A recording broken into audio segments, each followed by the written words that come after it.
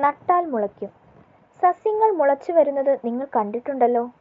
മാങ്ങായണ്ടി, തേങ്ങ എന്നിവയെല്ലാം മുളച്ചു വളരുന്നത് നിങ്ങൾ കണ്ടിട്ടില്ലേ? വിത്ത് മുളച്ച് പുതിയ സസ്യങ്ങൾ ഉണ്ടാകും. നമുക്കും വിത്ത് മുളപ്പിച്ചു നോക്കാം. ഒരു പൂച്ചട്ടിയിൽ മണ്ണ് നിറയ്ക്കുക. മണ്ണ് നനയ്ക്കുക. ഏതാനും പയർമണികൾ മണ്ണിൽ അല്പം താഴ്ത്തി വയ്ക്കുക. ചെടി മുളച്ചു വരുന്നത് നിരീക്ഷിക്കൂ. എന്തെല്ലാം മാറ്റങ്ങളാണ് കാണാൻ കഴിയുന്നത്? പയർ വിത്ത് മുളച്ചു വരുന്ന ഘട്ടങ്ങൾ ചിത്രീകരിച്ചിരിക്കുന്നത് നോക്കൂ. ചെടിച്ചട്ടിയിൽ നിങ്ങൾ നട്ട പയർ ചെടിയുടെ വേര് കാണാൻ കഴിയുന്നില്ലല്ലോ. വേര് വരുന്നത് കാണാൻ നമുക്കൊരു പരീക്ഷണം ചെയ്തു നോക്കാം. വേര് കാണാൻ ഒരു ചില്ലു ഗ്ലാസ്സിൽ നനഞ്ഞ പഞ്ഞി വെക്കുക.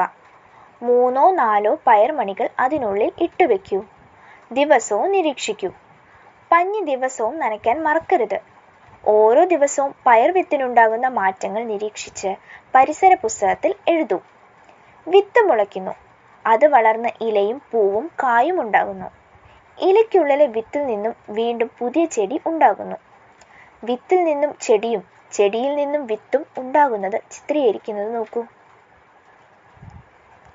വിത്തിന്റെ പ്രാധാന്യം മനസ്സിലായല്ലോ.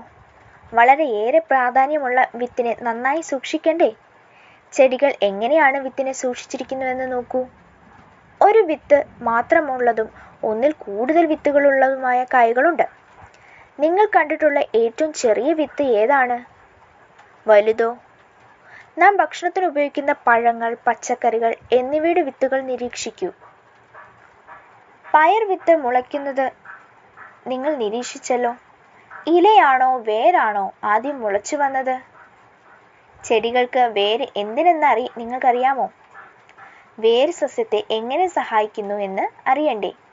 ഒരു ലഘു പരീക്ഷണം ചെയ്തു നോക്കാം.